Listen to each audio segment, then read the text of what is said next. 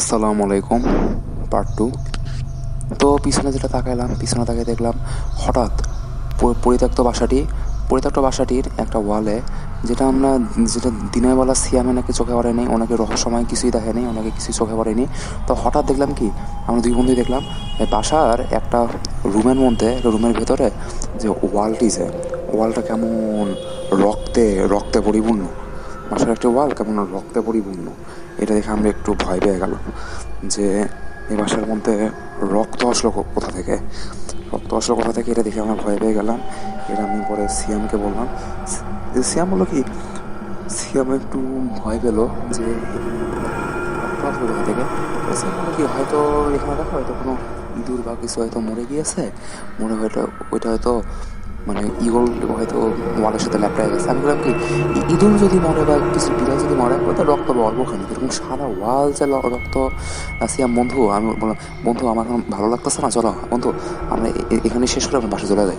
সিয়াম কি, না বন্ধু, জিয়াটা নিয়ে আসছি, আমাদের সাথে কোনো শরীফ আছে, তুমি এত ভয় পাচ্ছ কেন? তো এরপর আমি একটু তো নিচতলাটা ঘোরাঘুরি করলাম, দোতলায় উঠলাম।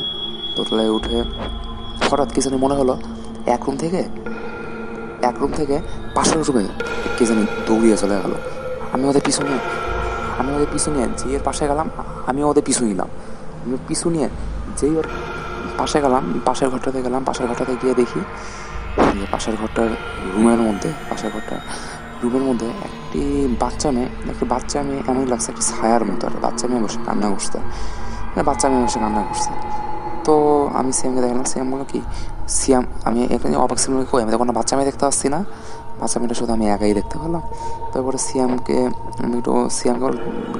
নেমে কাছে গেলাম, যেতে কি একটা ইটের উপর একটা কালো কাপড় পরে আছে। সিএম বললো কি, আর এটা তোর বাচ্চা মেয়ে? এটা বলে পরে আমি ভাবলাম কি তোর চোখের কূপ। কিন্তু এটা ঠিক, আমি কিন্তু একটা কান্নার শব্দ শুনতে পেয়েছিলাম যে বসে কান্না করছে। তো এরপরে একটু গেলাম। তো যেতে গিয়ে আমি একটু উষ্টা খেয়ে আমার পাটে একটু কেটে গেলো, যেহেতু স্যান্ডেল জুতা পরেছিলাম সেহেতু আমার পাটে একটু কেটে গেলো। তো এবারে সিএমকে বললাম, সিএম বল কি, এখানে তো কিছু করার নাই, পায়ের মধ্যে পানি লাগা। তো যেই পায়ের মধ্যে পানি লাগাইলাম, ওটা দেখি পানিটা কেমন একটু ফেনা সৃষ্টি হলো। ওই জায়গাটা কেমন হালকা গর্ত হয়ে গেল। আমি এটা থেকে একটু ভয় পেয়ে গেলাম। তো এরপরে যেটা দেখলাম, পানি, এই যে গর্ত পানির মধ্যে রক্ত, কেমন রক্ত বেরোচ্ছে, 1 ফোঁটা 2 ফোঁটা রক্ত। এরকম সিয়ামকে দেখলাম, সিয়ামও ভয় পেয়ে গেল, এখানে অলৌকিক এসব কী করছে। এবারে যে এবারে কেমন যেন অনুভব হলো, সারা বাসাটা কেমন কেঁপে উঠলো, সারা বাসাটা কেমন একটু ভূমিকম্পের মতো কেঁপে উঠলো। তো আমি তো ভয় পেয়ে গেলাম, এই বাসা যখন ভেঙে পড়ে। তো এবার আমি দুই বন্ধু একটু একটু দুইজনের হাত ধরে একটু আস্তে শক্ত করে দাঁড়ালাম। এই কয়েক সেকেন্ড পরেই সেই কম্পনটা থেমে গেল, হয়তো ভূমিকম্প তৈরি হয়েছিল। এরপরে আমরা আমাদের ভিডিও করতে থাকলাম। তো হঠাৎ তখন জিনিসটা আমরা দুজনে লক্ষ্য করলাম, যেই ঘরে ইটের উপরে ওই কথা এবার সত্যি এটা কান্নার শব্দ আসছে। আমিও শুনতে পেয়েছি, সেটা সিয়ামও শুনতে পেয়েছে।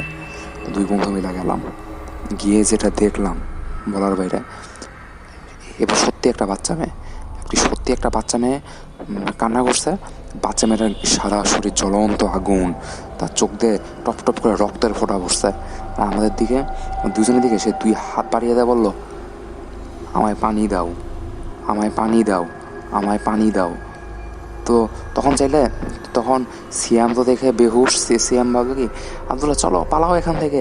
এবার আমি একটু সাহস করে বললাম, বন্ধু তুমি দাঁড়াও।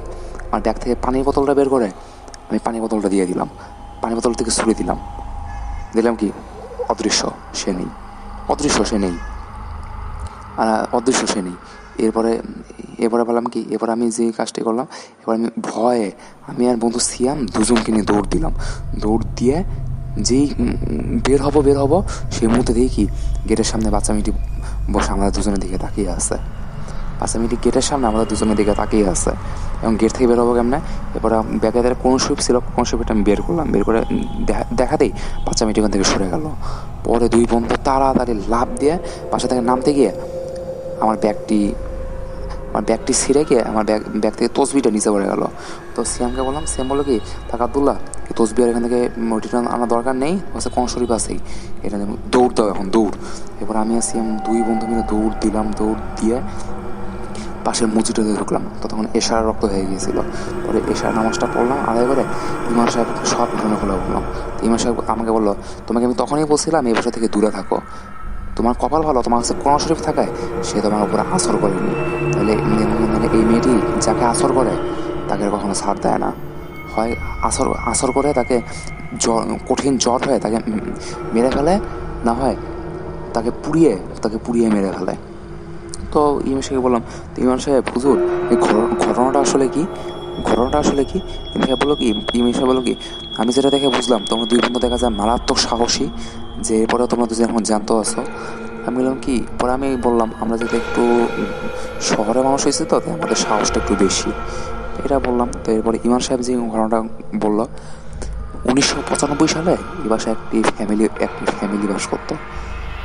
বাস করতো, তো তৎকালীন সেকালীন সরকার যে কাজটা করতো, ওদের যে বিশাল জমিটা উদ্যোগ দিল এটাকে নাকি একটা হাসপাতাল বানাবে। তো তখন হাসপাতাল বানাবে, তো এটার জন্য ওই ফ্যামিলিটি না করে দিল, না ওদের জায়গাতে নাকি তারা হাসপাতাল করতে দিবে না। তো সেই জন্য বিরোধী দলের লোকেরা তাদের সারা বাসায় আগুন লাগিয়ে পুড়িয়ে দিয়েছিল আছে। আর ওদের যে বাচ্চা মেয়েটা 7 বছরের একটা বাচ্চা মেয়ে ছিল, তাদেরকে সাতজন ধর্ষিতা মিলে তাকে ধর্ষণ করছে, তাকে নাকি ওখানে গলায় দড়ি দিয়ে মেরে ফেলেছে। আর আর মৃত্যুর আগে বাচ্চা মেয়েটি একটু পানি খেতে চেয়েছিল, বাচ্চা মেয়েটি জাস্ট খালি একটু পানি খেতে চেয়েছিল, তাকে পানি দেওয়া হয়নি। তাই আমি লোক ইরাজনীয় সাহেব মেয়েটি আমাদের থেকে পানি খেতে চেয়েছিল। তো এটা বলে বাসায় আসলাম। তো বাসায় এসে ওদিন রাতটা বের হইনি, বাসা থেকেও কিছু শেয়ার করিনি। ওদিন মাঝরাতে হঠাৎ স্বপ্নে দেখি ওই বাচ্চা মেয়েটি আমাকে বলছে, ভাইয়া তুমি যদি পারো ওই বাসার মাটির নিচে দেখো আমার একটি খেলার পুতুল রয়েছে, ওই পুতুলটাকে তুমি আগুনে জ্বালিয়ে দিও, তাহলে আমি মুক্তি হব। এটা থেকে ঘুম ভেঙে গেল। সাথে রাতে 2:30 বাজে সিয়ামকে ফোন দিলাম, সিয়াম ফোনটি ধরেনি, সে তখন গভীর মঙ্গল ছিল। পরে আবার যখন পরবর্তীতে ফজরের সময় ফোন দিলাম তখন সিয়াম ফোনে রিসিভ করলো, সিয়ামের সব কোনো সন্দেহ হবে না। সিয়াম বললো আচ্ছা ঠিক আছে।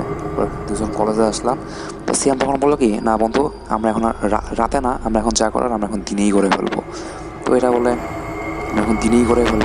সিয়াম যে কাজটি করলো। তো ঘরে গেলাম, স্বপ্নের ঠিকানা অনুযায়ী সারা ঘরটিকে খুঁজলাম, দেখলাম কি মাটির নিচে খুলে দেখি একটা বাচ্চা, একটা পুতুল, কিন্তু পুতুলটা এমন ধরন যে মনে হয় কেউ কালো জাদু করেছে, এমন একটি পুতুল কালো জাদু করেছে। তো পুতুলটিকে নিলাম, নিয়ে কথা অনুযায়ী পুতুলটাকে যে পুরাতে গেলাম, কারণ আগুন ধরছে না, আমার কেমন একটা কম্পন অনুভব হলো। এরপরে শক্ত করে আমরা দুই বন্ধু সমস্ত শক্তি দিয়ে এই পুতুলটাকে আমরা পুড়িয়ে দিলাম। তখন দেখি পুতুল থেকে ধোঁয়ার মতো কি জানি এটা উড়ে গিয়ে আকাশে মিলিত হয়ে গেল। তো মনে হলো এটাই মনে হয় মেয়ে আত্মাটি চিরতরে মুক্তি পেয়ে গেল। তো এটাই ছিল আমাদের হরর স্টোরি। তো কেমন লাগছে সবাই কমেন্ট করবেন, আর অবশ্যই সাবস্ক্রাইব করে দিবেন।